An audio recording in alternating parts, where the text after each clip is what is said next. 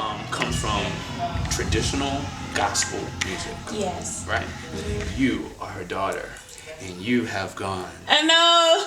what I would say, to the right Okay. of the traditional spectrum. Yes, sir. Pushing the envelope.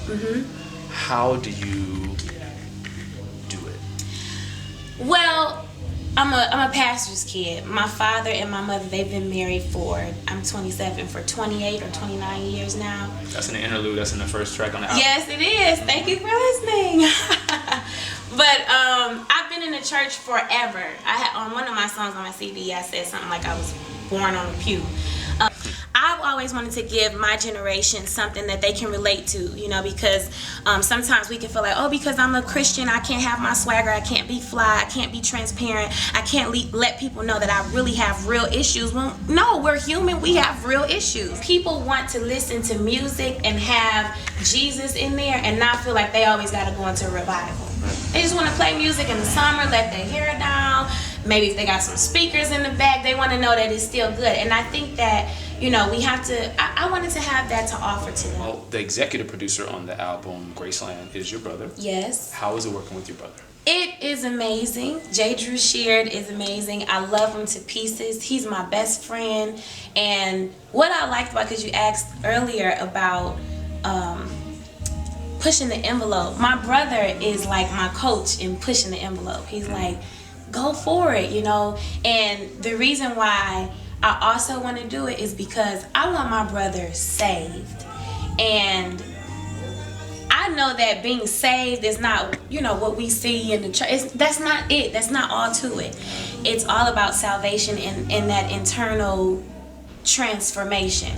And so it's almost like I'm doing this to win or save my brother, or to save that young man that's out there that's like my brother, who has amazing potential.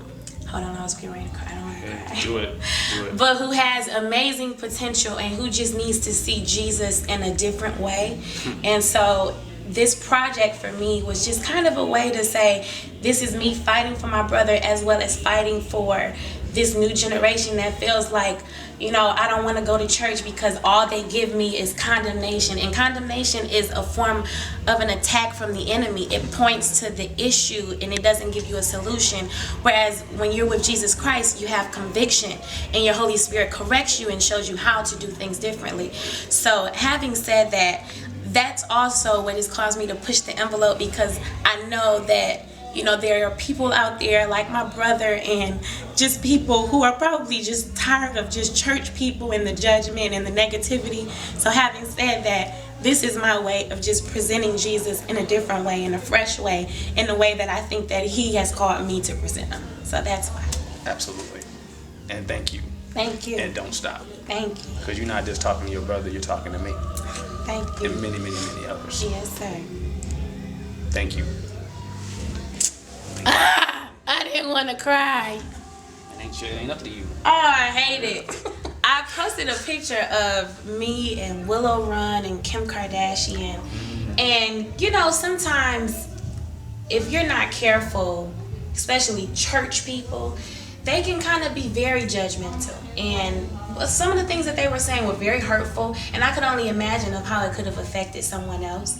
But what I love about it is that it challenges me to read my word and be able to defend my faith. And that's what the Bible teaches us to do.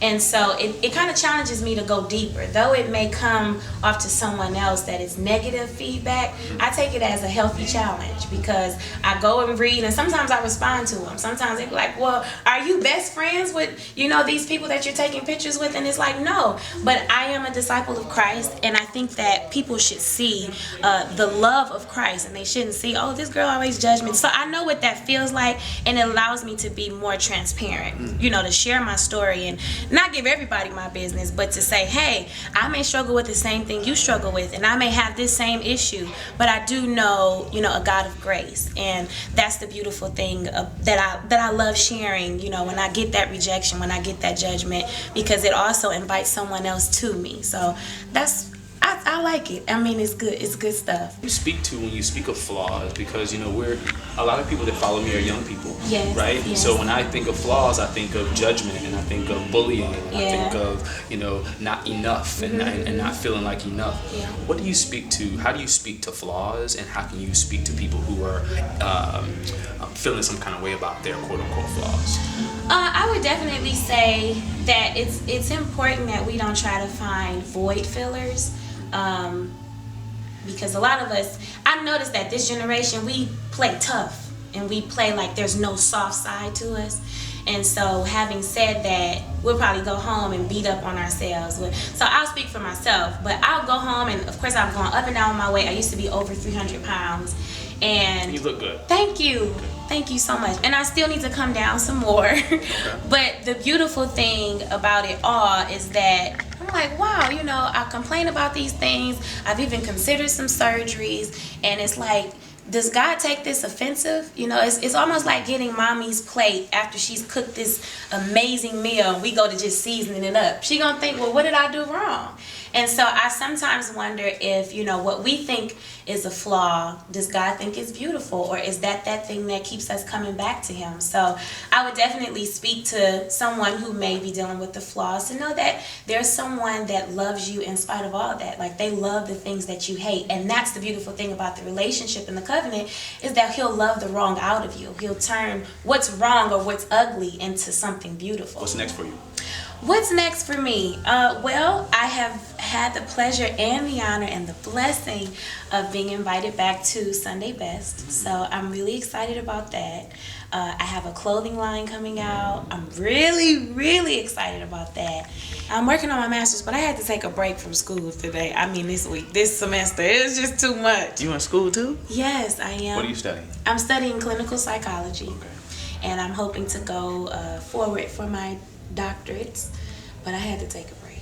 Is it gonna be Dr. KiKi? Or what you gonna call? What are we gonna say? I think it's just gonna be Dr. Kierra or Dr. Sheard. Okay, all right. Never done this before, right? Sure. I want to play a game with you called Finish the Song. Right? Okay. So I'm gonna start, and then you gonna. Don't give me nothing hard. No. Okay. Fine. Okay. It's old, so you might have forgot it. Okay. We was in the club, popping all that bub. shots rang out, everybody running for the door. Yeah, You was on your knees, saying, Lord, please, if you help me get through, I praise you for eternity. Okay. That's it. That's it. That was the game? That was the game. I just wanted to do. Oh, God. Yeah. That's it. Thank you. Yes, sir.